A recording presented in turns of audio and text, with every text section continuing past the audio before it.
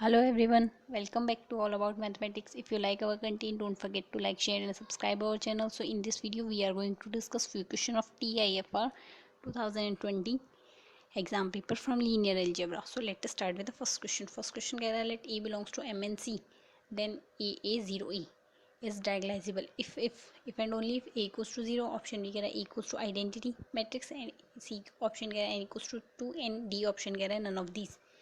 So one by one options को check करते हैं.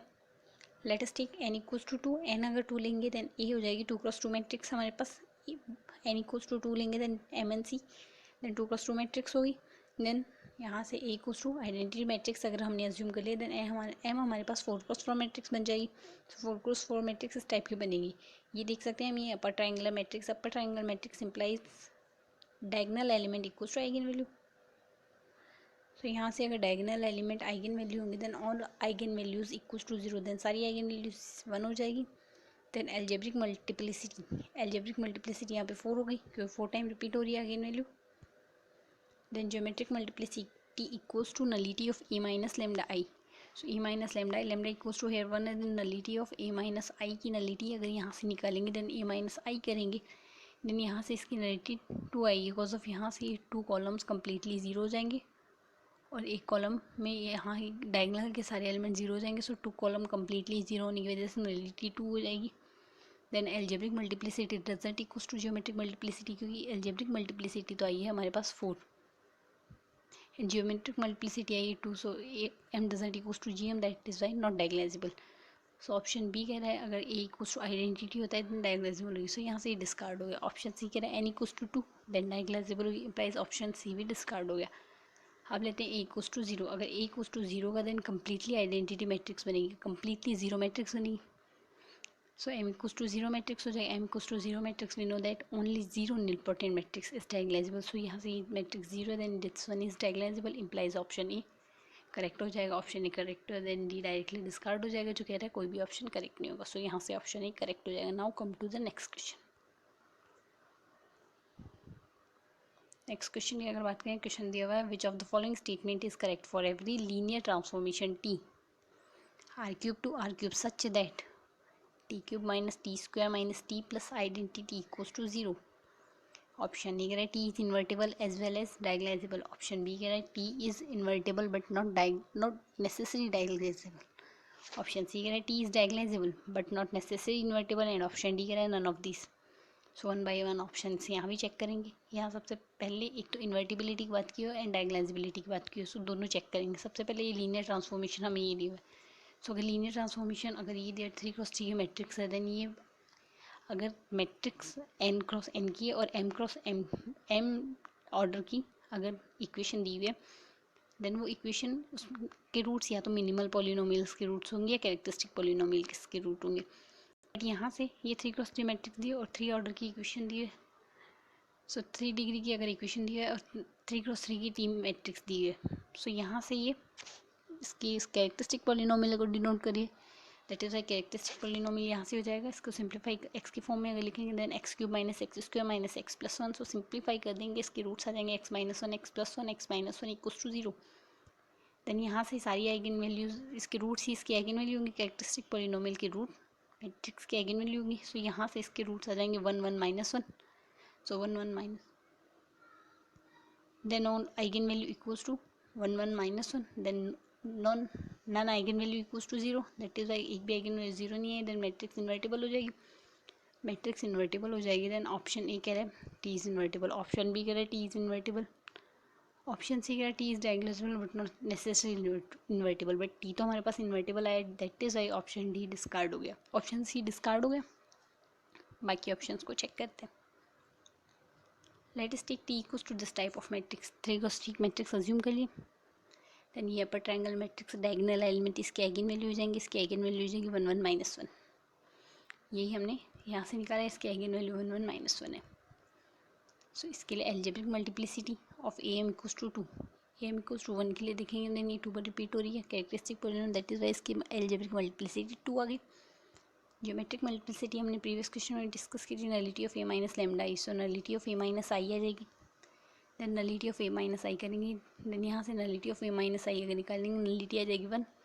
सो यहाँ से A M doesn't equals to G M, अगर ए M doesn't equals to G M आया है देन नॉट डायगोनाइजेबल आएगा, सो नॉट डायगोनाइजेबल आएगा ये, सो नॉट डायगोनाइजेबल आएगा ये। सो यहाँ से ये अगर डायगोनाइजेबल नहीं है देन ऑप्शन हो जाएगा करेक्ट, ऑप्शन सी हमने पहले डिस्कार्ड कर दिया। ऑप्शन बी कह रहे हैं नॉट नेसेसरी डायगोनाइजेबल, मतलब ये नॉट डायगोनाइजेबल है, सो ये ज़रूरी नहीं है कि ये डायगोनाइजेबल होगा ही, that is why option B correct हो जाएगा। जो कह रहा है टी इन्वर्टेबल तो डेफिनेटली होगा, बट डायगोनाइजेबिलिटी के बारे में हम कह नहीं सकते। सो अगर हम एक ऐसी मैट्रिक्स ले जिसके लिए M equals to G M आ जाएगा देन वो डायगोनाइजेबल भी हो जाएगा, बट यहाँ से हमने काउंटर एग्जाम्पल कंडक्ट कर लिया है जो डायगोनाइजेबल नहीं है, that is why not diagonalizable, not necessary diagonalizable. यहाँ से ऑप्शन बी करेक्ट हो जाएगा। Now come to the next question. Next question की अगर बात करें, यहाँ दिया let n is greater than equals to which of the following statement is true for every N cross N real matrix A of rank 1, मतलब n की value जहाँ 2 है greater than equals to, then कौन सा statement true होगा for every N cross N real matrix जहाँ rank of A equals to 1 है। First statement करा है for every P Q belongs to M N R such that all the entries of the matrix P A Q are equals to 1। Second statement कह रहा है there exist an invertible matrix P belongs to M N R such that P inverse is diagonalisable matrix, diagonal matrix. Option C कह रहा है if A is non zero eigen value, A has non zero eigen value, and last option कह रहा है the vector 1 1 so on 1 belongs to Rn is an eigenvector of for A। so 1 by 1 options को check करते हैं। Let us take n की value 2 the, n is greater than equals to 2, so let us take n equals to 2 then A equals to this type of matrix, this one is nilpotent matrix with rank 1, so nilpotent matrix है then nilpotent matrix है then सारी eigen value 0 होगी, then all eigen values are equals to 0, या तो सारी eigen value 0 होगी then nilpotent है ये, या फिर nilpotent है then सारी आइगन वैल्यू 0 है, सारी दोनों इफ कंडीशंस है। so we know that only zero nilpotent matrix is diagonalizable, so ये नॉन जीरो nilpotent matrix है, implies this one is not diagonalizable, implies this one is not diagonalizable। so अगर options की बात करें then ये diagonalisable नहीं, but यहाँ डायगोनाइजेबिलिटी पे डायरेक्ट तो क्वेश्चन है नहीं।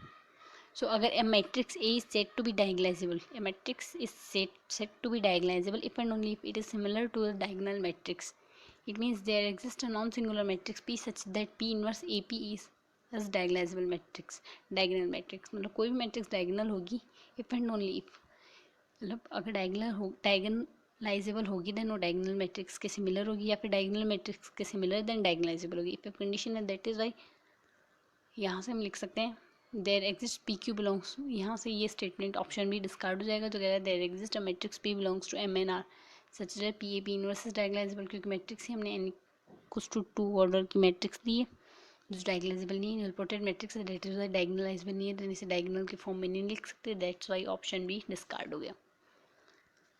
और A has a non zero eigen value, so हमने यहाँ जो ए एज्यूम की इसकी दोनों आइगन वैल्यू 0 है, दैट इज़ वाई यहाँ से ये भी डिस्कार्ड हो गया, जो कह रहा है ए में आइगन वैल्यू नॉन जीरो होगी एक भी।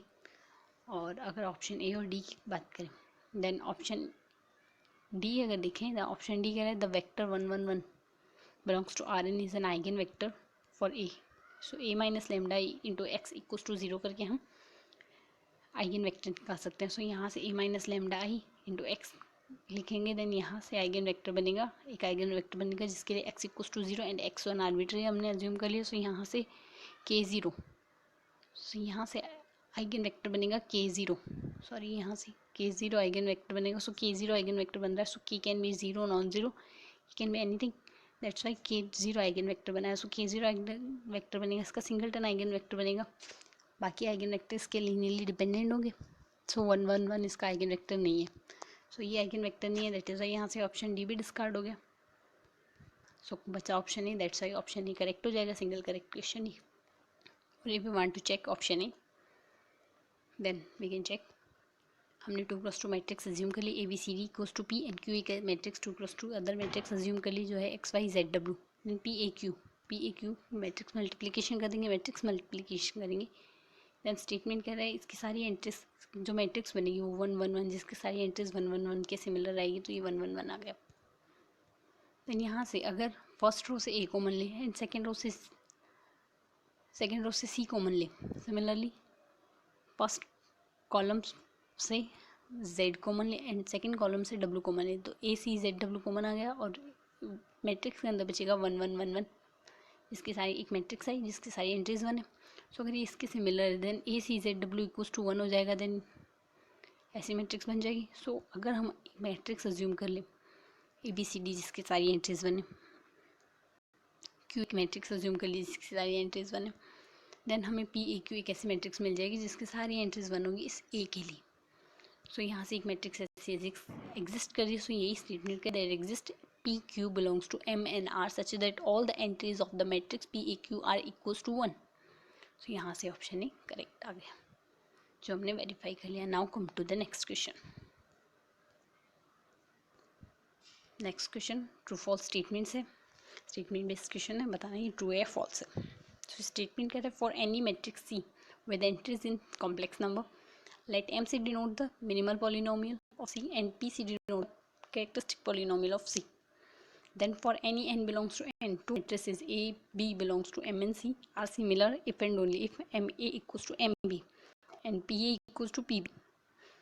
मतलब अगर मिनिमल पॉलिनोमियल और कैरेक्टरिस्टिक पॉलिनोमियल किसी भी दो मैट्रिक्स की सेम होंगी देन वो सिमिलर होगी, या फिर सिमिलर है देन ये कंडीशन एक तरफ से तो इम्प्लाई कर रही है, मतलब अगर कोई भी मैट्रिक्स सिमिलर होगी देन उनकी आइगन वैल्यूज, उनकी मिनिमल पॉलिनोमियल, उनकी कैरेक्टरिस्टिक पॉलिनोमियल सिमिलर होंगी बट सेम होंगे। बट अगर इक्वल है minimal polynomial characteristic polynomial then ये नहीं कहा जा सकता कि मैट्रिक्स सिमिलर होगी, ये फॉल्स स्टेटमेंट है, ये रिवर्स में इम्प्लाई नहीं करता। सो अगर हम अज्यूम करें एक 4x4 की मैट्रिक्स A जिसकी सारी आइगन वैल्यूज हमने लैम्डा 2 डिनोट की, इन द सिमिलर मैनर दूसरी मैट्रिक्स B ले वो भी 4x4 है, इसकी भी सारी आइगन वैल्यू हमने लैम्डा 2 डिनोट की है, देन A की कैरेक्टरिस्टिक पॉलिनोमियल और B का कैरेक्टरिस्टिक पॉलिनोमियल सेम आएगा एंड A का मिनिमल पॉलिनोमियल और B का मिनिमल पॉलिनोमियल भी सेम आएगा, बट ये दोनों मैट्रिक्स सिमिलर नहीं है।